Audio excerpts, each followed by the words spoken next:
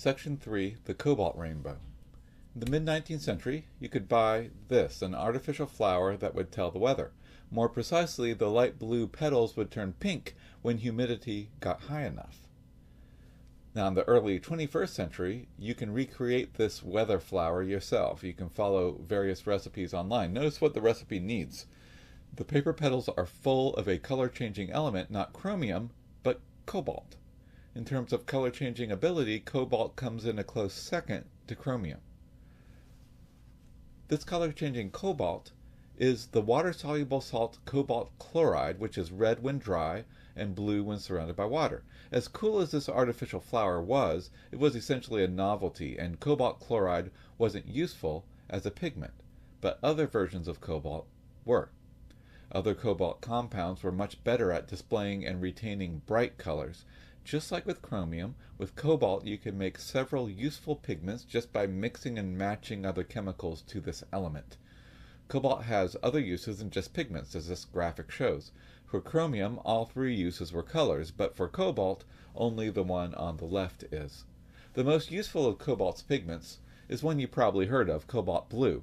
If you haven't heard of it, you have seen it if you've seen Van Gogh's self-portraits that have a blue background. These have a lot of cobalt blue in them. Unlike the bedroom, these have retained their colors, and most of their blue colors still shine through. He wrote to his brother Theo in 1885 about these particular colors. I'm really carried away by those two colors, carmine and cobalt. Cobalt is a divine color, and there's nothing so fine as that for putting space around things. Listen to Van Gogh tell his sister about the colors in this, my favorite painting of his, the church at Auvers. The building appears to be violet-hued against a sky of simple deep blue color, pure cobalt. The stained glass windows appear as ultramarine blotches. The roof is violet and partly orange. Now, Van Gogh filled the top third of this painting with pure cobalt blue. And consider the windows. He says they appear as ultramarine blotches, but I'm not sure if he means synthetic ultramarine was in them, or if they just look like that, but they have cobalt like the rest of the sky. Someone needs to conduct a portable XRF study of this to be sure, but either way, it's clearly supposed to be a similar blue. It has both the purity of cobalt blue and the rich historical and theological significance of ultramarine. Some say that these windows, that they're empty, that they're filled with empty space. But I think they're filled with full space. It's clear to me Van Gogh would disagree. Where there's color, the space is never really empty with him. Van Gogh considered that space to be filled instead with a deep, pure blue that is divine and alive. It's literally filled with thick blue paint, after all. And just as Van Gogh had a chemist to thank, Vauquelin, for giving him his signature chrome yellow, he also had a chemist to thank, Vauquelin's student, in fact, for giving him his signature cobalt blue. These pure colors are made from purified chemical elements, and therefore they depend on chemistry. Now, cobalt's ability to turn glass and ceramics blue, it was known since medieval times and was mentioned in previous chapters. The color makers then knew that special ores would make the blue colors, and now we know those ores are high in cobalt. Chapter 5, cobalt blue glass was crushed, and it was used as the pigment smalt, one of the three medieval blues in the leftmost column. But smalt's a problematic pigment, remember, because ground glass makes a rough, gritty pigment in the first place. Over time, it just got worse. Potassium from the potash used to make glass would leak out of the glass particles, and it would literally turn the oil in the paint into soap. Still, you had to take what you could get if you wanted to paint blue, and if you couldn't afford ultramarine, you settled for smalt. The entry for smalt in the National Gallery's reference book contains 7 pages of artworks from across the world up until the 18th century, but only one in 1811 and none after that. That was when science unlocked the rightmost column of blues. The first one, Prussian blue, we've already mentioned. It was cheap but intense. Maybe it was a little too dark. It wasn't really warm enough. And synthetic ultramarine was only available in mid-century, so these new blues certainly caused the decline of smalt, but another pigment was made from the very same element that made smalt blue, purified from its glass prison.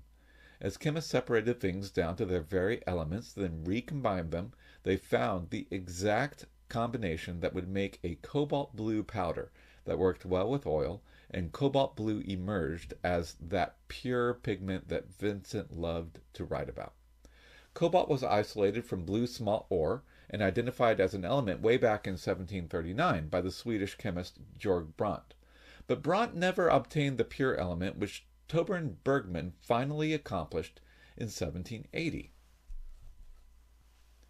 So cobalt was only just being used in its pure form at the beginning of the 19th century, and the beginning of this chapter, it was then that one of Vauquelin's students, Louis-Jacques Thénard, decided to research ores with arsenic and antimony in them. But as is usual in science, he made a discovery with a different element, cobalt. As with many of the other discoveries in this chapter, it involved mixing the right two things together. When Thénard heated red cobalt arsenate or purple cobalt phosphate, either of these with aluminum oxide alum, he made a cobalt aluminate, a bright blue solid that mixed well with oil. He called this Thénard's blue, and by 1835 George Field, the color man, was calling it the modern improved blue that was even approaching in brilliancy the finest ultramarine. Of course, Field was selling something, but he was kind of right.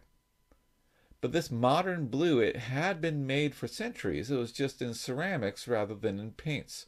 Potters and tile makers, such as those making the Hofdrang tiles in Persia, they'd known that certain ores would make a blue color when fired, and they just hadn't isolated the cobalt that made the blue. This allowed them to move into the oil paints. The techniques of chemistry allowed the blue cobalt to be made as a fine, solid, pure powder, and this allowed Van Gogh to place it on canvas in the way only he could. Cobalt blue is actually the middle child of the family of cobalt paint pigments, but it provides the best and most unique color. In 1780, a chemist named Riemann made a green solid by fusing cobalt with zinc rather than aluminum oxide, and around the same time as Thénard was working, a chemist named Berzelius fused cobalt with magnesium oxide, and this made cobalt red. But the green and red cobalt colors aren't strong, unique, or well-behaved enough to work as pigments, so only cobalt blue was really widely employed by artists. Later in the century, the cobalt pigment family would keep growing. Cobalt yellow, cobalt violet, and cobalt stannate, better known as cerulean blue, would be invented by chemists just by combining cobalt with different other compounds. We've followed this unique protocol shown right here to make the first 3 cobalt pigments in the lab, and it's a somewhat dangerous technique. Instead of firing the cobalt in a crucible or on a ceramic, we fire it on filter paper held over an open flame, like this. First, we soak the filter paper in red cobalt nitrate, and then we dry it off by waving it through a flame briefly. Then we dip it again into a solution of aluminum salt, and we hold that over the flame for a long time. Where the flame heats the chemicals enough to cause the reaction, the paper develops light blue spots. You see them right here. These are a form of cobalt blue. The problem is the paper always burns a little, and it makes charcoal with the cobalt blue. But I tell my students, painters often tint their colors with charcoal, so these just come pre-tinted. With a zinc solution, instead of aluminum, we make cobalt green. And with a magnesium solution, we make cobalt red, although I can confirm the cobalt red does not work as well with the other red pigments. I watched students try it, and it really should be called cobalt pinkish ash. When we wanted a good red, we turned back in time to the medieval recipe of making it from madder root, and I described that in a previous chapter. There were many more cobalt colors to come, from mixing and matching other elements with cobalt. The next was cobalt yellow, which forms from the addition of potassium ions to cobalt nitrate. We tried to make this with our filter paper. It ends up kind of brown, but I still am hopeful there's some cobalt yellow in there. Cobalt yellow was made by the chemist N.W. Fisher, 1831, but it wasn't used as a pigment or even described in writing until 1848. Another chemist, Edouard Saint-Evre, who knew nothing of the previous findings, found it independently in 1851. Saint-Evre was the one who realized cobalt yellow might work as a pigment. So artists bought it under the name aureolin, it's hard to say, and it enjoyed moderate popularity as a watercolor in the late 19th century. But look here, its color was pretty thin, it was unstable in oil, pretty much unstable everywhere, because cobalt likes to turn into other colors, so this yellow would change color. The National Gallery Pigment Guide says, "We have been able to find only one technically documented occurrence of cobalt yellow in paintings." This found more success in ceramics. The cobalt yellow could be painted onto the ceramic material, then fired. That would drive off the potassium and turn it into the original cobalt blue. The next two cobalt colors, cerulean and cobalt violet, were more unique and enjoyed some artistic success. Cerulean is a color I had heard of, but I didn't know it was related to cobalt blue. It's a very close relation. Cerulean blue pigment was made by adding tin to cobalt oxide, and it was invented in 1805 but wasn't marketed to artists till 1861. The chemistry of this is just combining the new element cobalt with the old element tin, then roasting it to combine it with oxygen.